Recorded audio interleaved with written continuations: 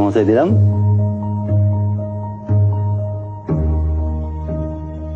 আমি ভয় পাচ্ছিলাম যে কেউ আমাকে চিনে ফেলে কিনা, বিশেষ করে তৎকালীন সরকার পক্ষে কেউ আমাকে চিনে ফেলে কিনা। এই ভয়ে আমি গামছা দিয়ে মুখ ঢেকে বসেছিলাম। অনেকক্ষণ বসে থাকার পর যখন দেখলাম এক এক ওখানকার স্টাফরা আসছে, তখন আমি যে গার্ডের সাথে কথা বলার চেষ্টা করলাম। তখন গার্ডরা আমাকে চিনতে পারে নাই, এই জন্য আমি ঢুকতে পারিনি। তখন আমি আবার যে বসে থাকলাম মেন গেট খোলার অপেক্ষায়, অথবা কেউ পরিচিত আসবে এই অপেক্ষায় প্রায় 1 ঘন্টা বসে থাকলাম।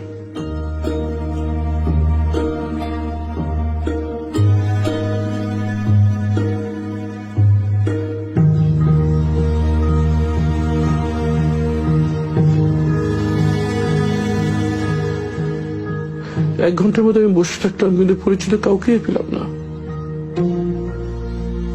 এরপর যখন রোগীদের আসা যাওয়ার জন্য প্রধান গেটটি খুলে দেওয়া হয়, তখন আমি ভিতরে চলে যাই।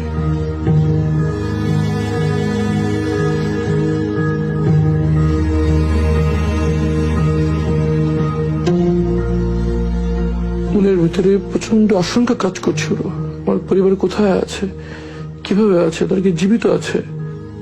মনের ভিতরে ঝড় বয়ে যাচ্ছিল।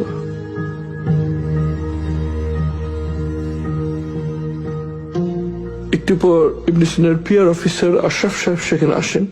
উনি আমাকে আমার রুমে নিয়ে যান, যদিও তিনি আমাকে তখন চিনতে পারেন নাই।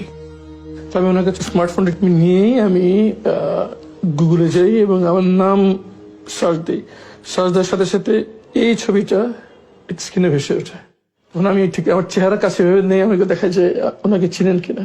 তখন সাথে সাথে ভাই আমাকে চিনতে পারে এবং আবেগ আপ্লুত হয়ে পারেন আর কি। কথায় কথায় তার কাছ থেকে আমি প্রথম জানতে পারি যে 5ই আগস্ট শেখ হাসিনা পালিয়ে গিয়েছে। আমি তো বিশ্বাসই করতে পারছিলাম না, আমার কাছে স্বপ্নের মতো মনে হচ্ছিল।